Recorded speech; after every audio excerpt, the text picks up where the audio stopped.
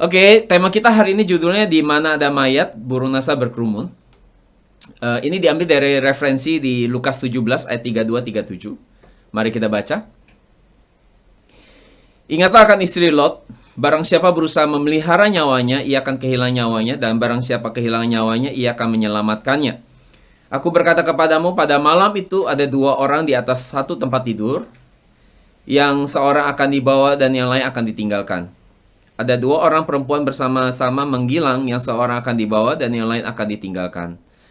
Kalau ada dua orang di ladang, yang seorang akan dibawa dan yang lain akan ditinggalkan. Kata mereka kepada Yesus, "Di mana Tuhan?" Katanya kepada mereka, "Di mana ada mayat, di situ berkerumun burung nasar." Sesuai tema kita hari ini. Jadi, melanjutkan pembahasan kita tema minggu lalu tentang ibadah yang bertemu Tuhan.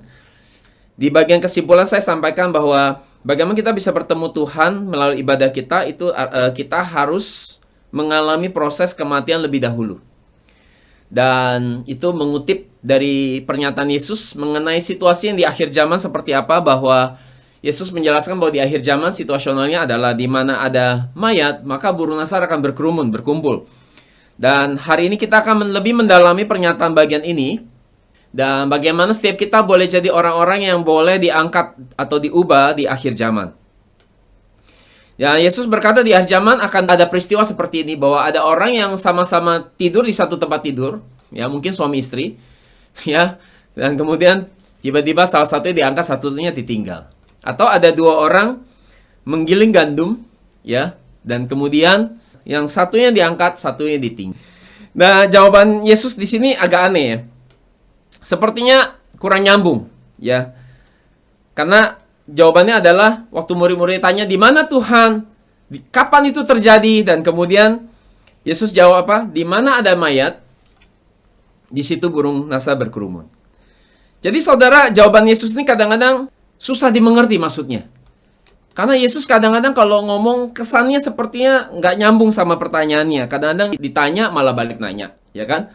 Atau kadang-kadang memberikan standar yang tinggi sehingga kita jadi susah, sepertinya mustahil buat melakukan itu. Itu sebabnya saudara, di dalam pembelajaran kita hari ini dikatakan di akhir zaman situasionalnya di mana nanti ada mayat, di situ burung nasa berkerumun. Ini tentunya kalau kita nggak paham, kita nggak mengerti, saudara, bagaimana bisa ada amin di dalam diri kita. Betul nggak, saudara? Kalau kita nggak mengerti, bagaimana kita bisa mengaminkan apa Yesus katakan ini?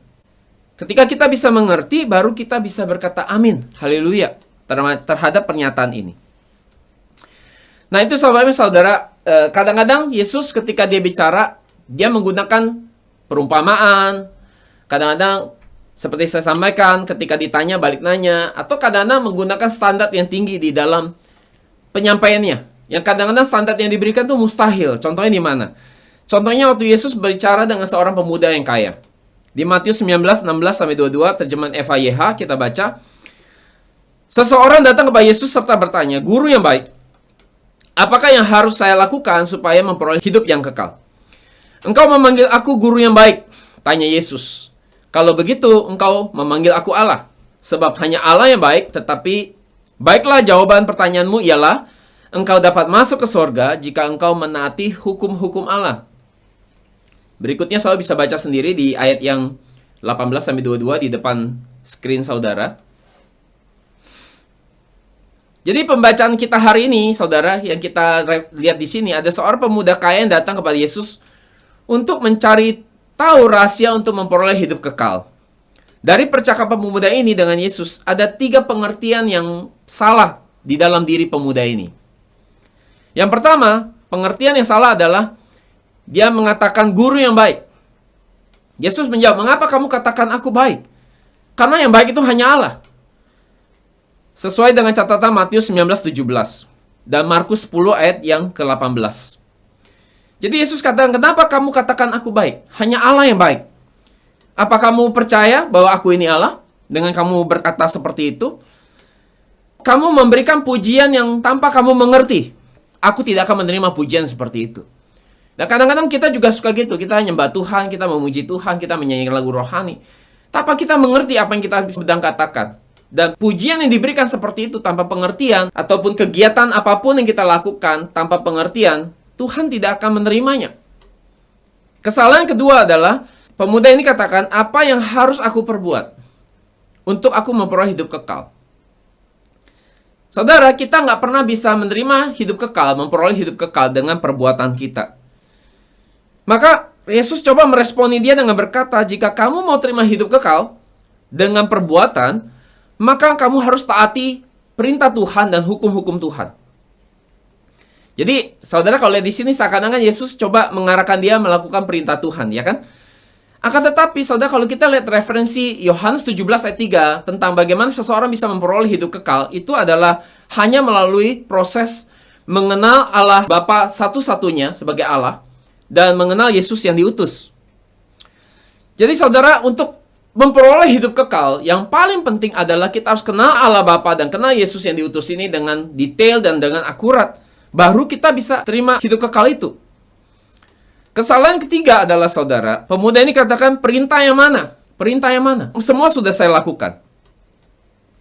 Pemuda ini seakan-akan dia menyatakan bahwa dia bangga dengan kebenaran ataupun ketaatan dia di dalam memelihara hukum Taurat, di dalam memelihara perintah-perintah Tuhan.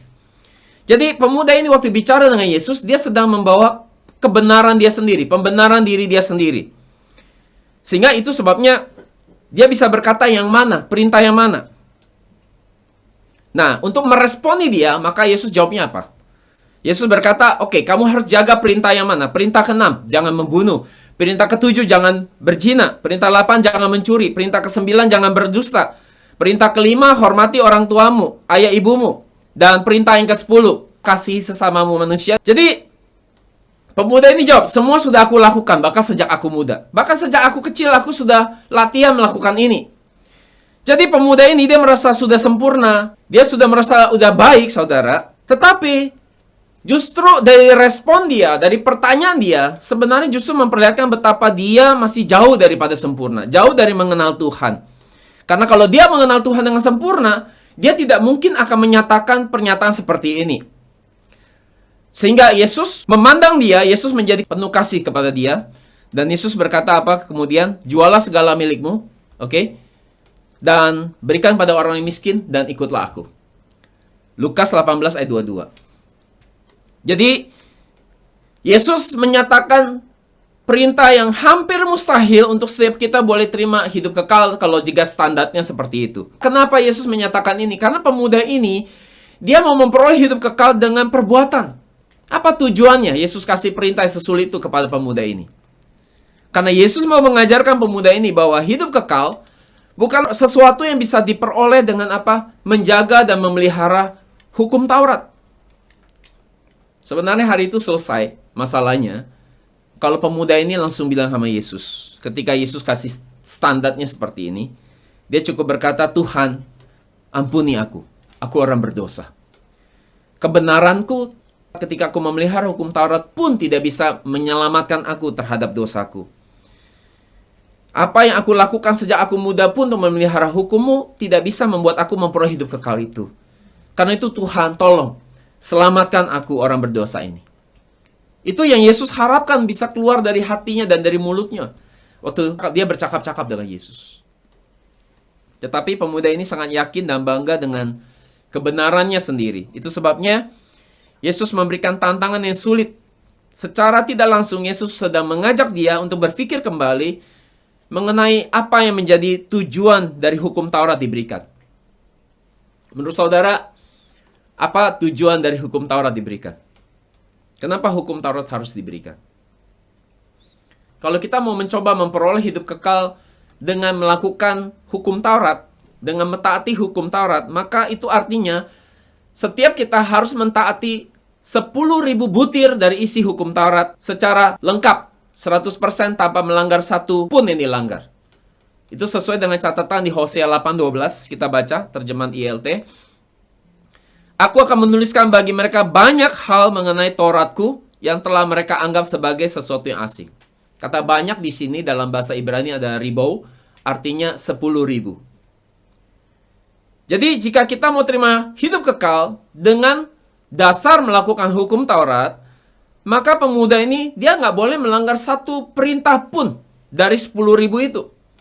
Jika dia melanggar satu saja, maka dianggap dia telah melanggar semua. Sesuai dengan catatan Yakobus 2 ayat 10.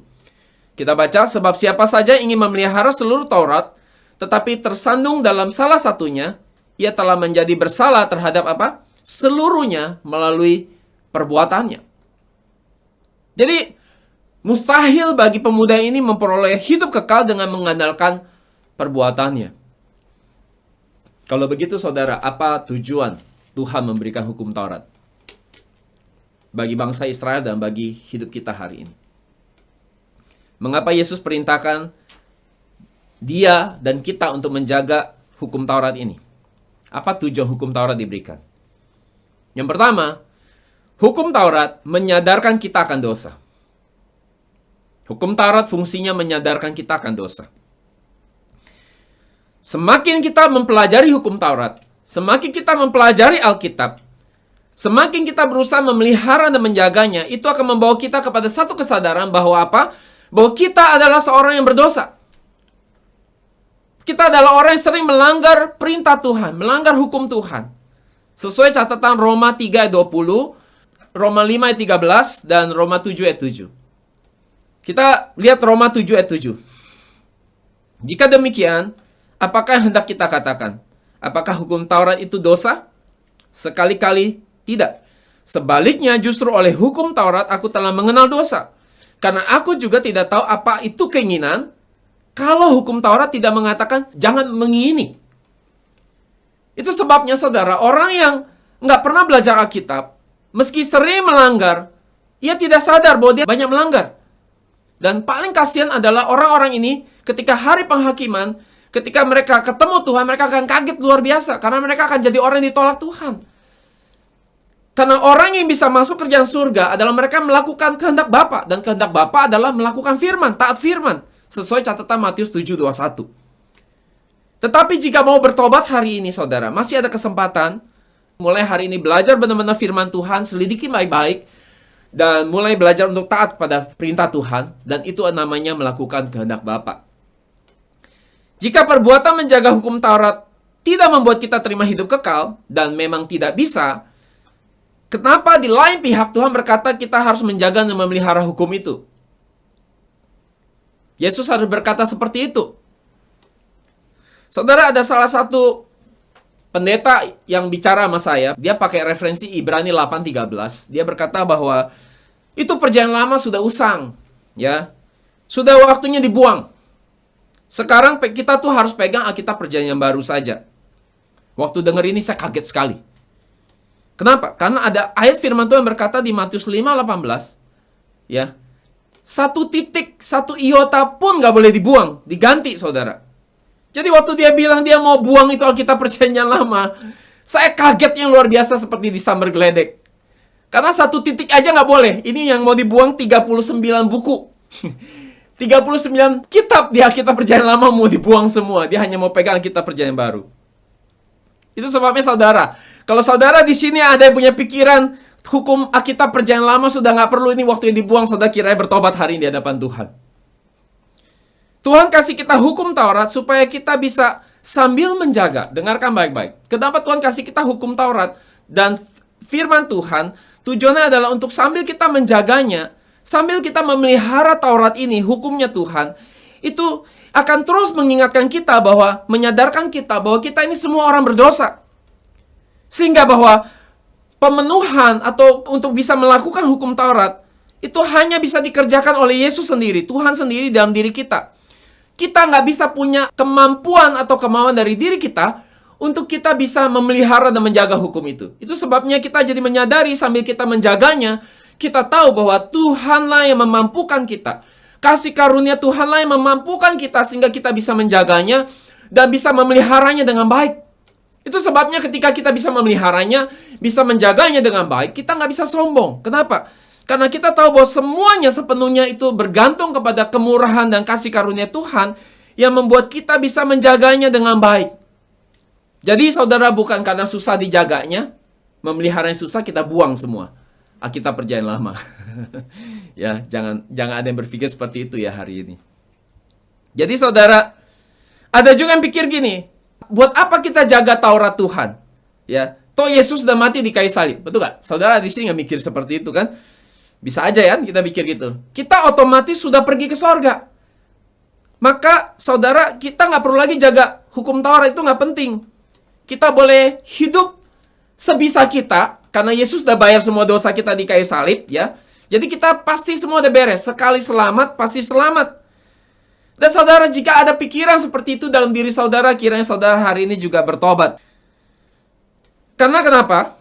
Kalau saudara kita tahu bahwa Yesus sudah bayar dosa kita di atas kayu salib dengan darahnya mahal, saudara tahu bahwa sorga itu berharga dan mahal, saudara. Bahwa sorga itu kudus, saudara harusnya semakin ingin menjaga dan memelihara hukum Taurat dan firman Tuhan.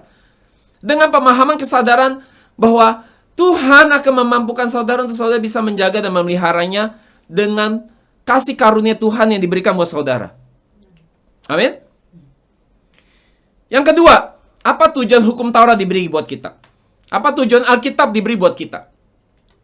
Hukum Taurat itu adalah untuk memperlihatkan bahwa kita hanya manusia berdosa. Sehingga kita membutuhkan Yesus untuk tolong kita. Seperti pengakuan Petrus waktu pertama kali dia ketemu Yesus, dia bilang apa? Aku orang berdosa. Matius 5 ayat 8. Jadi hukum Taurat itu seperti kita sedang melakukan medical check up. Waktu selama ini kita nggak medical check up, kita pikir kita sehat. Kita baik-baik aja. Nggak taunya waktu setelah di check up, ternyata penyakitnya udah kronis, udah terlambat. Jadi waktu kita medical check up, saudara, ketika kita tahu kita ada problem, ada sakit, apa yang kita lakukan? Setelah tahu kita punya problem, punya sakit, kita harus cari dokter. Jadi saudara, sama. Kalau kita nggak pernah belajar Alkitab, kita nggak pernah teliti itu firman Tuhan, kita nggak pernah memelihara dan menjaganya, kita pasti pikir diri kita baik-baik aja. Kita merasa nggak ada yang kita langgar. Betul nggak? Kita enteng-enteng aja. Kalau kita nggak pernah belajar hukum, bagaimana kita bisa tahu kita melanggar? Ternyata penyakit rohani kita sangat banyak, sangat kronis. Sehingga akhirnya nanti tinggal tunggu vonis dari Tuhan, kita akan kaget luar biasa. Bahwa kita bisa aja ditolak Tuhan. Galatia 3 ayat 24 katakan, jadi hukum Taurat adalah penuntun bagi kita sampai Kristus datang. Supaya kita dibenarkan karena iman. Jadi lihat, dikatakan hukum Taurat, ia akan menuntun kita untuk kita sampai kepada Yesus, untuk kita datang pada Yesus. Ketika hukum Taurat membuat kita sadar bahwa kita banyak sekali dosa. Kita banyak sekali melanggar, karena setelah belajar kita jadi tahu, oh, saya melanggarnya banyak loh. Melanggar di perkataan, melanggar di pikiran, melanggar di hati. Wah, melanggarnya banyak. Tuhan, aku sungguh-sungguh orang berdosa. Siapa bisa tolong aku? Nah, kita cari siapa? Kita cari tabib, dokternya, Tuhan. Tuhan, aku butuh Engkau. Aku butuh Engkau bisa menyelamatkan aku, manusia yang seperti ini, dari dosaku. Tanpa Yesus, kita tidak bisa menyelamatkan diri kita sendiri. Sehingga semakin belajar Alkitab, semakin meneliti firman Tuhan, semakin memelihara hukum Tuhan, semakin kita memiliki kesadaran namanya kita butuh Tuhan setiap hari. Kita perlu bergantung sama Dia setiap hari. Karena ternyata sangat sulit untuk memenuhi hukum Taurat. Itu sebabnya kita butuh Dia setiap hari untuk memampukan kita memelihara hukum-hukumnya.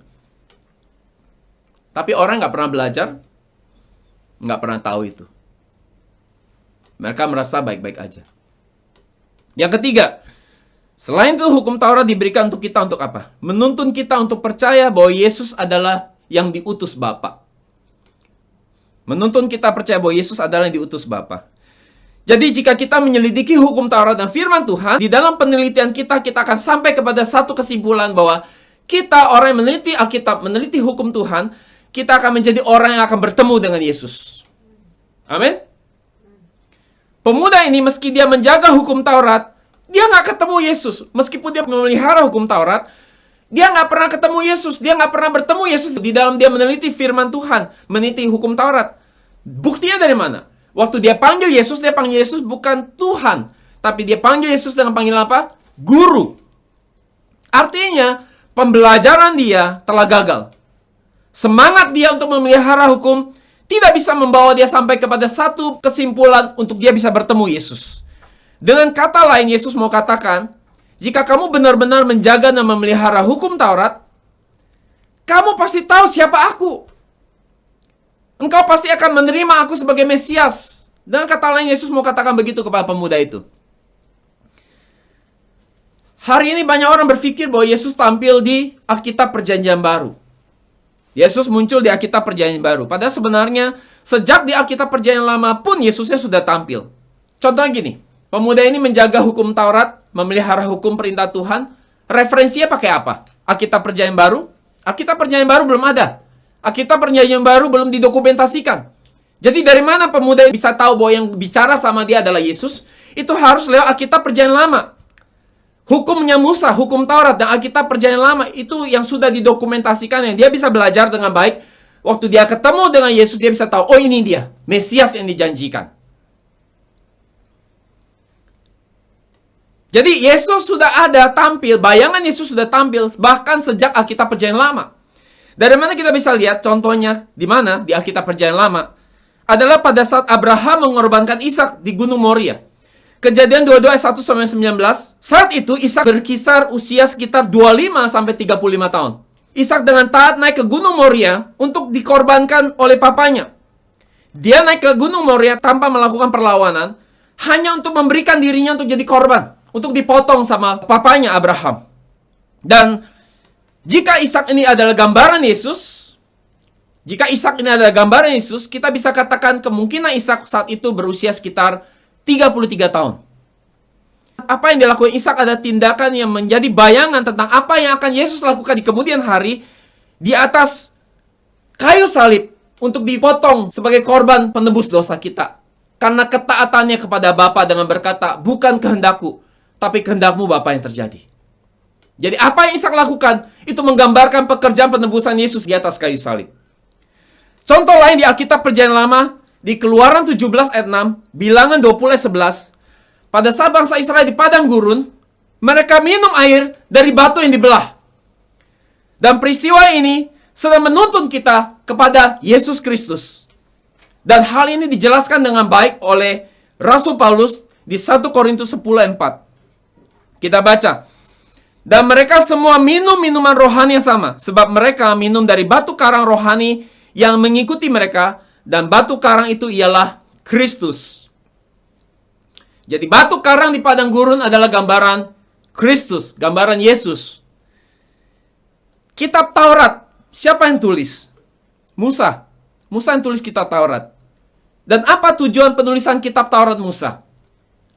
Yesus mengatakan di Yohanes 5:46 bahwa jika kamu percaya pada Musa, jika kamu pegang hukum Taurat, kamu pasti percaya kepadaku. Kamu pasti akan datang kepadaku.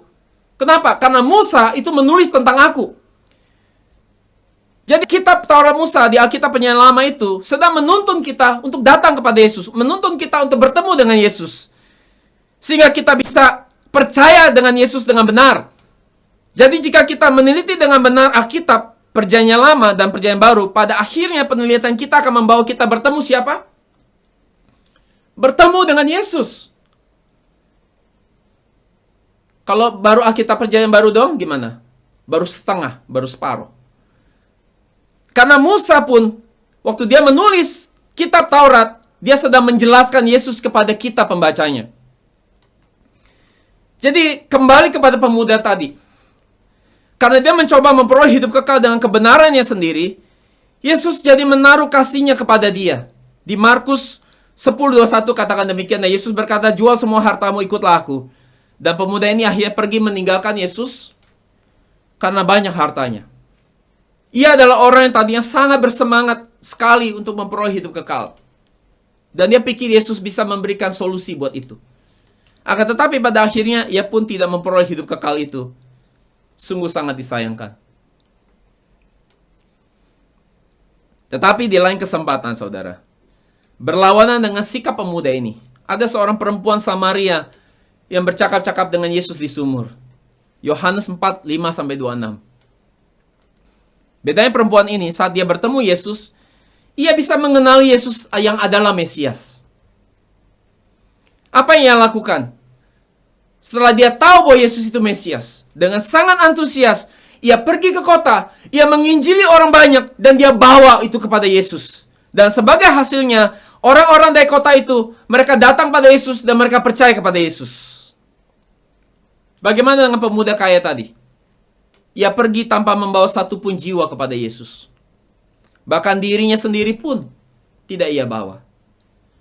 Tetapi perempuan Samaria, ia bukan hanya membawa dirinya kepada Yesus, tetapi ia membawa banyak orang dari kota untuk datang kepada Yesus. Sesuai catatan Yohanes 4 ayat 30. Dan setelah itu, murid-murid kembali dari kota membawa makanan. Dan mereka berkata kepada Yesus, "Rabi, makanlah." Yohanes 4:31. Yang menarik, apa jawab Yesus? Di ayat 32. Jawaban Yesus tampak aneh. Yesus bilang apa? "Padaku ada makanan yang tidak kamu kenal." Bukankah Yesus yang suruh mereka pergi untuk beli makan karena Yesus lapar? Tetapi sekarang, karena bercakap-cakap dengan perempuan ini, Yesus berkata, "Padaku ada makanan yang kamu tidak kenal." Kemudian muridnya karena tidak mengerti, mereka bilang, "Siapa yang udah kasih makan sama dia?" Saudara, ini seperti saudara pernah nggak ke restoran? Saudara dari rumah udah pengen makan sama teman saudara, janjian makan di satu restoran enak. Aduh, dari rumah udah kepengen sekali makan, karena di restoran ini ada makanan yang sangat khas, yang sangat enak. Dan kemudian saudara ketemu teman saudara di restoran itu, makanan sudah disajikan. Tapi karena pembicaraan itu begitu menarik saudara, sehingga saudara seru sekali ngobrol, dan makanan sudah disajikan, akhirnya saudara nggak sentuh itu makanan. Saudara biarin aja itu makanan. Makanan itu jadi nggak menarik. Kenapa? Karena percakapan itu. Jadi saudara, murid-murid mereka pergi untuk membawakan makanan jasmani bagi Yesus. Sebaliknya, perempuan Samaria telah membawakan makanan yang lebih baik. Makanan rohani, yaitu apa? Jiwa-jiwa yang terhilang. Tujuan Yesus datang ke dunia adalah untuk memberitakan Injilnya. Markus 1:34-35 katakan demikian. Meski secara tubuh jasmani Yesus dia lapar, tetapi saat banyak jiwa datang kepada Yesus, Yesus menjadi kenyang secara rohani. Kiranya kita boleh menjadi orang yang membuat Tuhan jadi kenyang. Dengan apa? Membawa banyak jiwa. Dan kita juga boleh kenyang dengan apa? Melakukan perintah Tuhan ini seperti wanita Samaria. Kita boleh dikenyangkan secara rohani karena ada banyak jiwa-jiwa yang kita menangkan. Oleh karena itu, saudara, kita harus bekerja bukan untuk makanan yang fana. Yang dapat busuk, yang dapat kita makan, terus kita lapar lagi.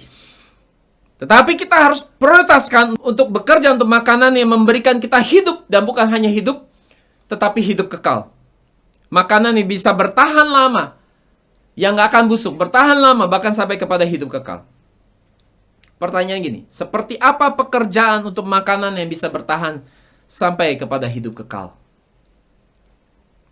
Yang pertama, itu adalah pekerjaan yang dikehendaki Allah untuk kita lakukan. Jadi itu yang Tuhan mau. Jadi fokus tujuan hidup saudara dari hidup sampai nanti dipanggil Tuhan. Itu adalah pekerjaan yang Allah kehendaki untuk saudara lakukan. Yang kedua, pekerjaan itu adalah pekerjaan yang membuat kita percaya bahwa Yesus adalah yang telah diutus oleh Bapa. Ketika kita percaya dengan benar, dengan akurat bahwa Yesus adalah yang telah diutus, maka semua kita yang telah bekerja, kita telah bekerja untuk pekerjaan yang tidak binasa. Untuk pekerjaan yang memberikan hidup yang kekal. Yohanes 6:27-29, saudara, kita baca. Bekerjalah bukan untuk makanan yang akan dapat binasa, melainkan untuk makanan yang bertahan sampai kepada hidup kekal, yang akan diberikan anak manusia kepadamu. Sebab dialah yang disahkan oleh Bapa Allah dengan meterainya. Lalu kata mereka kepadanya, apakah yang harus kami perbuat supaya kami mengerjakannya? Pekerjaan dikehendaki Allah.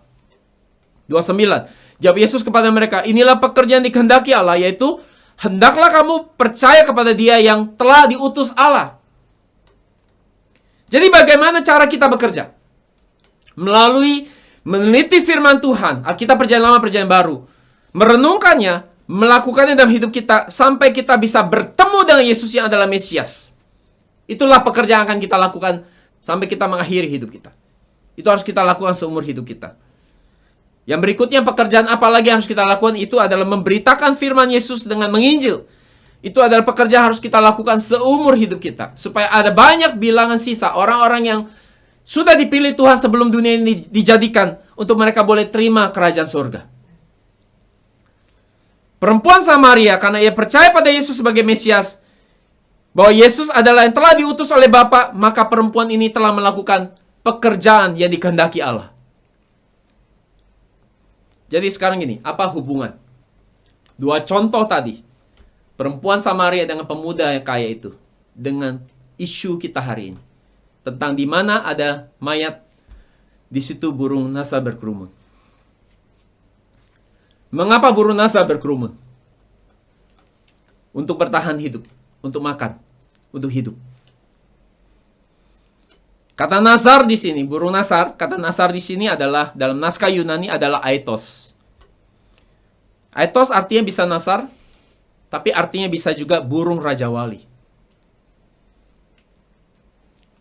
Tetapi ayat yang dimaksud di sini yang kita baca referensi itu bicara burung Raja Wali, bukan burung nasar. Apa yang membedakan burung nasar dengan burung Raja Wali? Apa yang bedain antara burung nasar dengan burung Raja Wali? Dari cara makannya beda. Burung nasar, ia bisa makan bangkai, mayat. Burung Raja Wali nggak suka makan bangkai. Burung Raja Wali lebih suka makan yang hidup. Ngejar. Challenging. Lebih menantang. Burung Raja Wali kalau sampai makan bangkai itu udah saking gak ada makanan, udah kelaparan dia. Tapi Raja Wali lebih tertarik dengan yang hidup, bukan yang mati. Jadi, karena ayat ini bicara tentang peristiwa di akhir zaman, waktu murid bertanya, di mana Tuhan? Tentunya lebih gampang waktu Yesus bilang, waktu ditanya, di mana Tuhan? Kapan itu akan terjadi? Lebih gampang Yesus jawabnya apa? Oh ya, itu nanti terjadi tahun 2041 misalnya saudara. 2041 lokasinya di sini ya, akhir zaman akan tiba jam segini, jam 12 siang, mungkin di hari Minggu gitu kan. Tetapi Yesus jawabnya apa? Kapan itu akan terjadi? Akhir zaman itu akan terjadi? Yesus bilang apa? Di mana ada mayat, burung nasar berkerumun. Jadi saudara, burung Raja Wali, bagaimana dia bisa bertahan hidup di akhir zaman? Ia harus makan, baru dia bisa hidup. Oke? Maka kalau begitu, karena ini bukan burung nasar, tetapi burung Raja Wali, maka ia harusnya nggak doyan makan mayat. Tetapi Yesus bilang apa? Mayat, bangkai. Tetapi ayat ini bicara Raja Wali, jadi dia harusnya makan yang hidup, bukan makan yang mati. Nah, kata mayat di sini dalam bahasa Yunani adalah soma.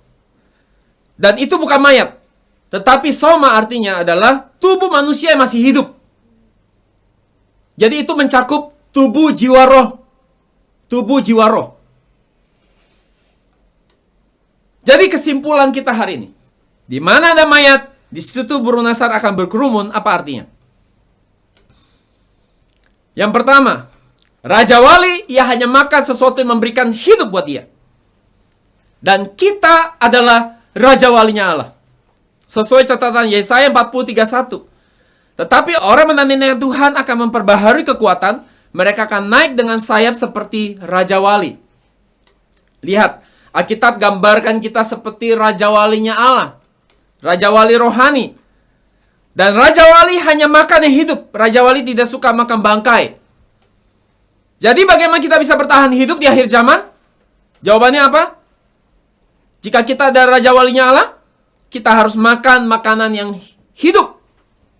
Artinya kita harus makan sesuatu yang memberikan hidup buat kita. Dan bukan hanya hidup saja, tetapi memberikan hidup kekal buat kita. Dan jenis makanan itu namanya apa? Firman Allah. Injil yang kekal. Yohanes 6:63 katakan, roh yang memberi hidup, daging sama sekali tidak berguna. Perkataan-perkataan kukatakan kepadamu adalah roh dan hidup. Jadi perkataan Yesus, firman Yesus, itu ada makanan yang bisa memberi kita hidup sebagai Raja Walinya Allah. Itu yang harus jadi makanan kita. Akan tetapi hari ini banyak Raja Wali yang berubah jadi burung nasar. Karena secara rupa Raja Wali dan nasar mirip, ya kan? Bedanya kalau burung nasar ada jelek, palanya botak, ya kan? Jadi artinya apa? Orang Kristen lebih suka makan bangkai daripada makan yang hidup. Apa itu? Makanan yang sudah dingin dan basi. Firman yang 10 tahun, itu terus yang diulang-ulang. Isinya sama, kemasannya dirubah. Ya? Ya atau ya? Benar atau betul? Makanan yang sudah dingin. Diulang-ulang terus. Sampai saudara dengerin juga selalu bisa tahu. Abis ini ngomongin ini. Abis ini mau ngomongin ini. Bentar lagi ngomong gini, besok saudara yang naik khotbah aja. Karena saudara udah saking hafalnya, 10 tahun denger yang sama kayak video kayak recording, diputar ulang, saudara udah makin expert. Makanya banyak sekali pembicara kan sekarang. Karena itu tinggal ulang-ulang aja. Dan saudara, apa itu makanan yang sudah menjadi dingin, makanan yang mati? Itu adalah makanan yang hanya bicara hal di bawah. Hal-hal bumi.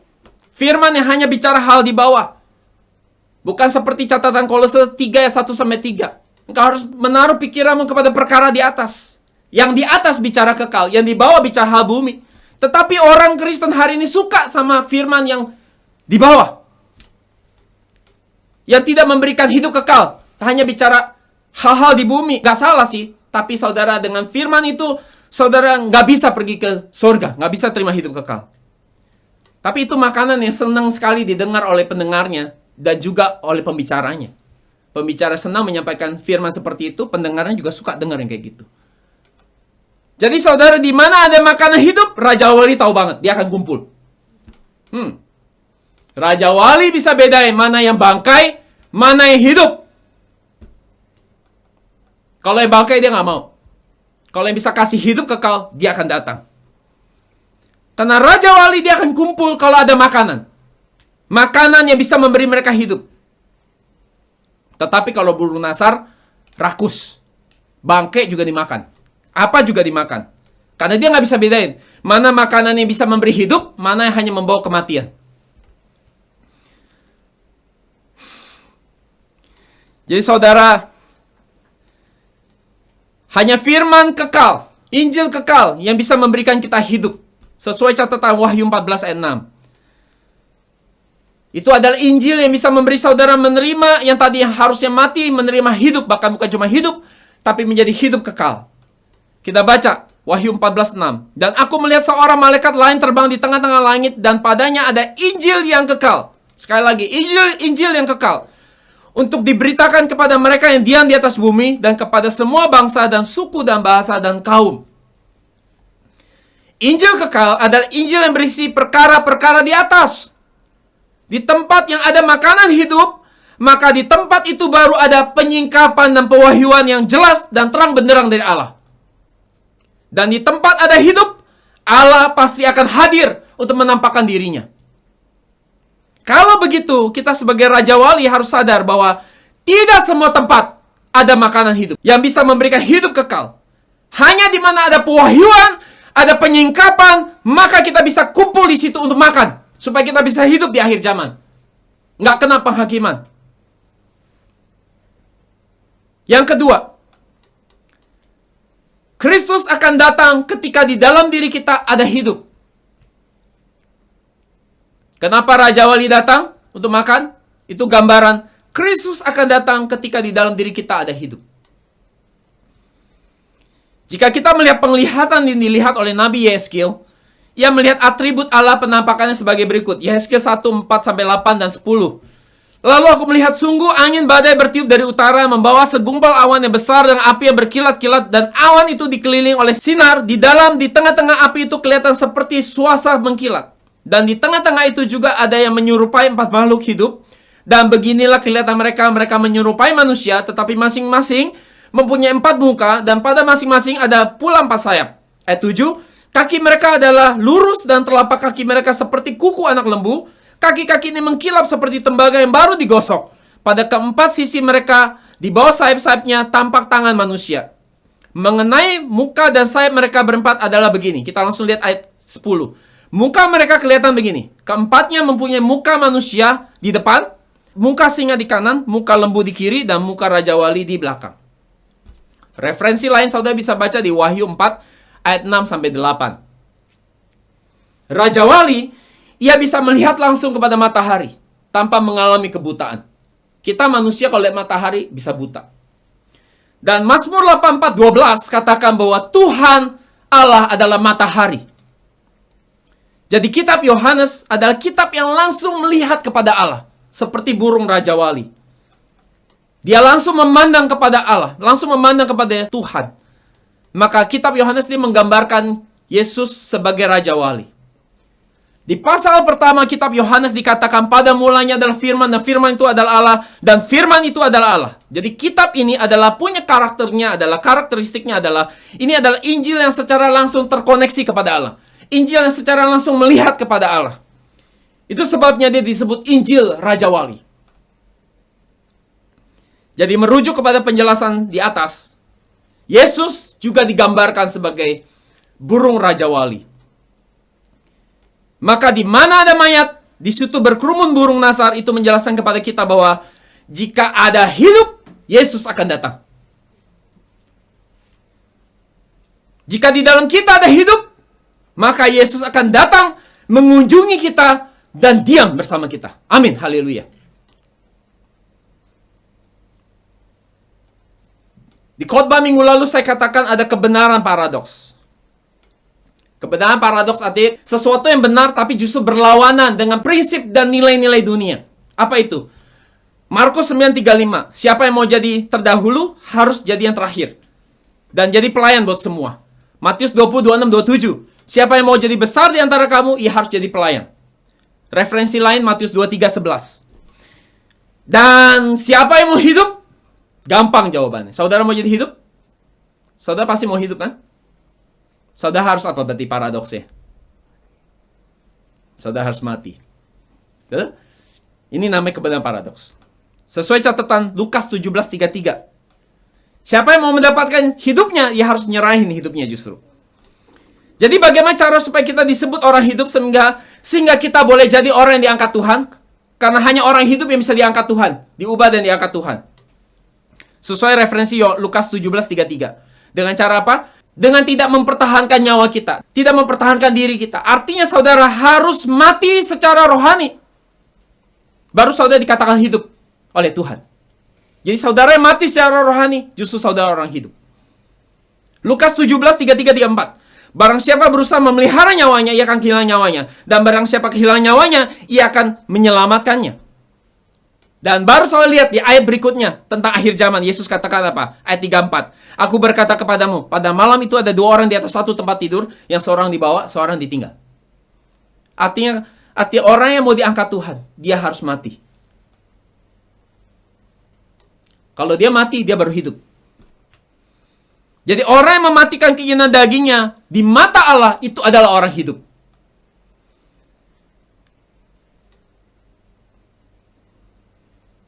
Ketika saudara bisa mematikan secara rohani keinginan daging dalam diri saudara, baru saudara dianggap orang hidup. Matius 16:25-26 nanti saudara baca sendiri. Yohanes 12:25 kita baca. Barang siapa mencintai nyawanya, ia akan kehilangan nyawanya. Tetapi barang siapa tidak mencintai nyawanya di dunia ini, ia akan apa? Memeliharanya untuk hidup yang kekal. Jadi kepada siapa Yesus akan datang? Siapa yang layak terima berkat ubah dan diangkat di akhir zaman? Hanya mereka yang di mata Tuhan orang hidup. Mereka yang hidup di mata Tuhan bukan mereka yang bisa jalan, bisa bicara, staminanya bagus, terkenal, dihormati orang, punya banyak harta, banyak materi, punya pengaruh. Itu nggak penting. Tetapi yang terpenting adalah siapa yang hidup di mata Tuhan adalah siapapun dia, apakah dia orang yang penting atau orang yang remeh, dia kaya atau miskin, asal dia bisa mematikan keinginan dagingnya, mereka adalah orang yang hidup di mata Allah. Amin. Bagi mereka yang seperti itu, Yesus akan datang untuk mendekat kepadanya dan tinggal bersama mereka. Jadi siapa yang mau jadi orang hidup, ia harus menyerahkan nyawanya. Ia harus menyerahkan egonya. Ia harus mematikan ambisi pribadinya. Mematikan keinginan hawa nafsu di dalam dirinya, baru dapat disebut orang hidup. Dan Yesus akan datang mendekat kepadanya. Jadi siapa yang mau diangkat Tuhan dan diubah Tuhan, sesuai penjelasan Yesus mengenai 2 orang yang tidur, satu diangkat, satu ditinggal, mereka harus memastikan untuk mematikan keinginan daging mereka. Dan mereka baru jadi orang yang hidup di mata Allah. Dan mereka akan menerima berkat ubah dan diangkat oleh Tuhan. Galatia 5:24, Roma 8:12-13. Bertemu dengan pemuda kaya, Yesus tetap lapar. Tetapi di depan perempuan Samaria, meski Yesus lapar secara lahiriah, Yesus telah menjadi kenyang Karena perempuan Samaria telah mengenal Yesus sebagai Mesias. Dan bukan itu saja, ia telah membawa banyak jiwa, sehingga perempuan Samaria telah menjadi makanan rohani yang mengenyangkan Yesus. Amin. Haleluya. Itu sebabnya melalui kehidupan iman kita harus menjadi seperti perempuan Samaria, dengan mematikan semua keinginan daging kita. Rajin membaca firman, meneliti, melakukannya, memberitakan Injil itu, sehingga kita pun dapat menjadi makanan rohani yang memuaskan hati Yesus. Maka setiap kita dapat dianggap layak dan pantas untuk menerima yang namanya berkat ubah. Dan setiap kita boleh diangkat untuk masuk ke dalam kerajaannya. Saya berdoa dan memberkati, kiranya berkat ini turun atas hidup saudara di dalam nama Yesus. Amin. Mari kita berdoa. Bapak, kami bersyukur buat kebenaran firman-Mu hari ini, yang telah menyingkapkan sebuah misteri yang selama ini kami sulit berkata amin. Tetapi hari ini, melalui firman-Mu yang berharga ini, di mana mayat ada burung nasar berkerumun, setiap kami hari ini bisa berkata, amin, haleluya, amin, haleluya, amin, haleluya. Dan hari ini kiranya setiap kami boleh jadi orang-orang yang menjadi pribadi-pribadi yang mematikan setiap keinginan daging, keangkuhan hidup, dan hawa nafsu di dalam diri kami, sehingga kami boleh menjadi orang-orang hidup di mata Allah, sehingga kami boleh jadi orang-orang yang membawa Tuhan untuk datang mengunjungi kami. Dan jika kami setia terus melakukan ini semua, kiranya di akhir zaman setiap kami boleh menjadi orang-orang yang dikatakan pada Tuhan, Engkau adalah orang yang setia, mari aku angkat Engkau untuk tinggal bersama-samaku di kerajaanku. Dan Bapa, hari ini jika di tengah-tengah kami ada sedang sakit, sedang bergumul di dalam persoalan kami, Bapa, hari kami berdoa kiranya Engkau tolong setiap kami, supaya kami boleh hari ini tetap memiliki kemenangan di dalam setiap situasi yang seburuk apapun yang kami alami. Karena kami punya firman Tuhan, firman Allah, benih yang tidak dapat binasa. Sehingga ketika kami hari ini boleh mengalami situasi yang buruk, biar firman-Mu telah menebus kami, firman-Mu telah menyelamatkan kami, sehingga setiap kehidupan kami yang sepertinya sedang mengalami kematian boleh menjadi hidup, karena firman itu, firman yang kekal itu telah menebus kami, menyelamatkan kami dari setiap situasi yang kami alami. Kami mengucap syukur Tuhan buat setiap berkat yang telah Kau beri buat kami, dan kami mau mengembalikan setiap berkat ke dalam bait suci-Mu yang kudus. Berkati kami lebih lagi supaya kami bisa memberikan lebih lagi kepadamu, dan pakai hidup kami terus jadi saluran berkat di dalam memperluas kerajaan-Mu, dan pakai hidup kami juga untuk memberitakan Injil-Mu seperti perempuan Samaria, sehingga kami boleh menjadi pribadi-pribadi yang memberikan kejang secara rohani kepadamu. Dan dengan meninggikan nama Yesus kami mengucap syukur dan berdoa. Amin. Haleluya. Mari kita beri kemuliaan buat Tuhan.